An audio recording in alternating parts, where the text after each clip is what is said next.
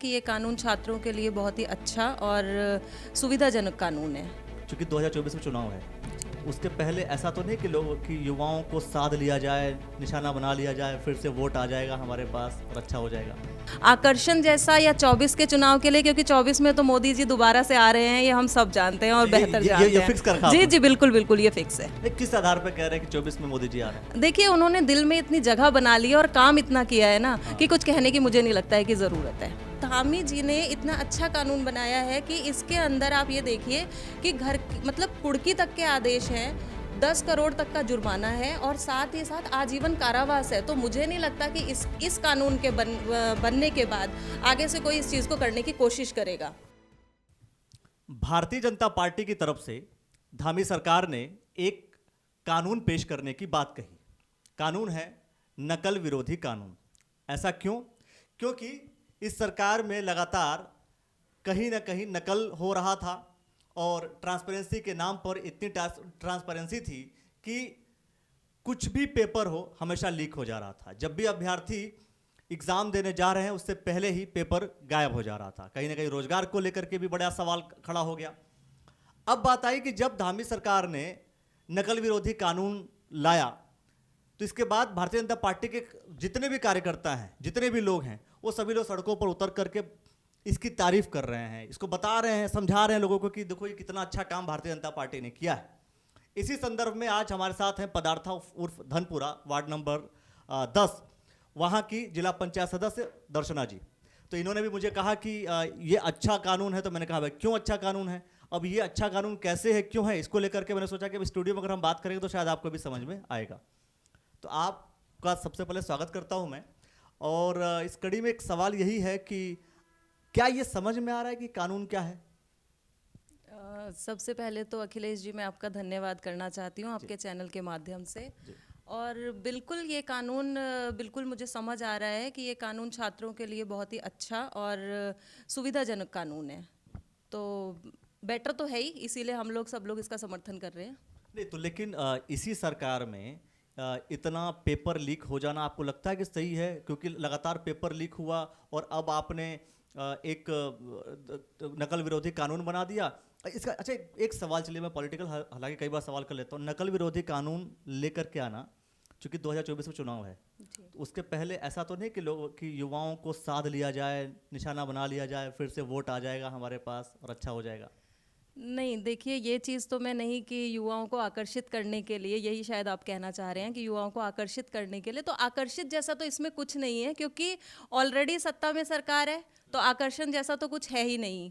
ठीक है, और ये युवाओं के हक की बात के लिए नकल विरोधी कानून आया है, इसलिए आकर्षण जैसा या 24 के चुनाव के लिए, क्योंकि 24 में तो मोदी जी दोबारा से आ रहे हैं, ये हम सब जानते हैं और बेहतर जानते ये फिक्स कर हैं। रखा जी आपने? जी बिल्कुल बिल्कुल ये फिक्स है। नहीं, किस आधार पर कह रहे हैं कि 24 में मोदी जी आ रहे हैं? देखिए, उन्होंने दिल में इतनी जगह बना ली और काम इतना किया है ना कि कुछ कहने की मुझे नहीं लगता है कि ज़रूरत है।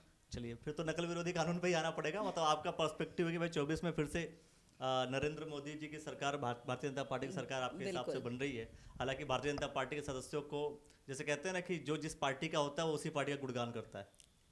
तो एक सवाल ना आपसे ये कर लेता हूँ कि जो भारतीय जनता पार्टी में पेपर लीक हुए, ठीक लगता है आपको? नहीं, जो ये भी गुणगान करेंगे कि अच्छा हुआ? नहीं, मैं इस चीज़ का विरोध करूंगी कि जो पेपर लीक वाला हुआ है वो बिल्कुल भी सही नहीं हुआ है। लेकिन मुद्दा ये नहीं है कि पेपर लीक हुआ है और ये अच्छा है, किस सरकार में अच्छा था किस सरकार में बुरा था। मुद्दा ये है कि इस पे नकल विरोध, जो नकल हो रही थी, उस पे अंकुश किसने लगाया है।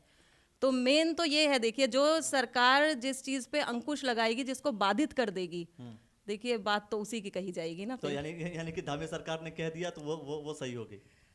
बिल्कुल, जब उन्होंने इस चीज़ का विरोध किया है और लोगों को इस चीज़ के लिए जागरूक करके इसके ऊपर कानून ला दिया है, लागू कर दिया है, तो वो तो बात सही है ही। अच्छा, इस कानून में है क्या, ये बता पाएंगे आप? जी बिल्कुल, मैं इस बात में आपको बताना चाहूँगी कि कानून में बहुत सारे पैरामीटर्स हैं। ठीक है, वो पैरामीटर अलग अलग है। मान लीजिए कि कोई इंसान पर्चा लीक कर रहा है या कुछ कर रहा है, तो उसको पहला एक कहते हैं इंडिकेट दे करके कि हाँ ठीक है, हम आपको इतने दिन की सज़ा घोषित कर रहे हैं, कि हम आपको 5 लाख रुपए का जुर्माना दे रहे हैं और 3 लाख रुपए की सजा दे रहे हैं। अगर वो उसके बाद भी उसको रिपीटेड करता है, तो धामी जी ने इतना अच्छा कानून बनाया है कि इसके अंदर आप ये देखिए कि मतलब कुर्की तक के आदेश हैं, 10 करोड़ तक का जुर्माना है और साथ ही साथ आजीवन कारावास है। तो मुझे नहीं लगता कि इस कानून के बनने के बाद आगे से कोई इस चीज़ को करने की कोशिश करेगा। तो दोस्तों इस कानून के बारे में, जो नकल विरोधी कानून है, अब तक का बहुत बार आप लोग एग्ज़ाम देने जाते थे और एग्ज़ाम देने से पहले या एग्ज़ाम देने के बाद ऐसा मामला नज़र आया कि पेपर लीक हो गया या ऐसी ऐसी स्थितियां पैदा हुई जिस वजह से आपका पूरा 1-1 साल 2-2 साल आपका बर्बाद गया। अगर ये कानून बना तो इस कानून को लेकर के आपको लगता है कि ये जो कानून है आपके लिए बेहतर है, या फिर से वो सवाल कि कहीं ऐसा तो नहीं कि 2024 को साधने के लिए युवाओं को शांत किया जा रहा है ताकि 2024 में आसानी से वोट भारतीय जनता पार्टी को मिल सके? और इस कानून को लेकर के अगर आपके मन में कोई सुझाव है, अगर आपको लगता है कि नहीं इस कानून में ये खामियां हैं और अगर कोई खूबियां हैं तो उन खूबियों को भी आप जरूर बताइए। अच्छा, एक बात बताइए, जैसे कि जितने लोगों से भी मैंने बात किया, मैक्सिमम भारतीय जनता पार्टी के लोगों ने, कार्यकर्ताओं ने इस बात का जिक्र किया कि ये जो पेपर लीक हो रहा है, ये जो धांधली हो रही है, ये पहली बार नहीं है, इसके पहले भी कई बार कांग्रेस के सरकार में भी हो चुका है। तो आपको लगता है ये सही है कहना? नहीं, देखिए ये कहना बिल्कुल भी सही नहीं है कि कांग्रेस की सरकार में हो चुका है या फिर भाजपा की सरकार में। जहां पर भी हो रहा है, मैं फिर से एक बार अपनी बात को रिपीट करूंगी कि जहां पर भी हो रहा है, वो चाहे कांग्रेस की सरकार में हो चाहे भाजपा की, गलत है। ये चीज़ नहीं होनी चाहिए, ठीक है। लेकिन मुद्दा फिर वही है कि अंकुश कौन लगा रहा है, मेन इस चीज़ पे है। तो हम तो फोकस उसी चीज़ पे करेंगे, इसीलिए इसकी बात की जाए जी।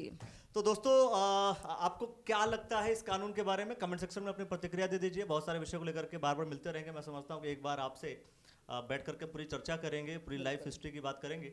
और तो तब तक के लिए दोस्तों आप लोग का बहुत बहुत धन्यवाद, और आपने जो समय दिया इसके लिए बहुत बहुत धन्यवाद आपका। धन्यवाद अखिलेश जी, आपका भी। तो दोस्तों वीडियो को लाइक कर लीजिए, शेयर कर लीजिए, चैनल को सब्सक्राइब कर लीजिए और बने रहिए हमारे साथ, देखते रहिए द न्यूज़ वाला नेटवर्क। बहुत बहुत शुक्रिया।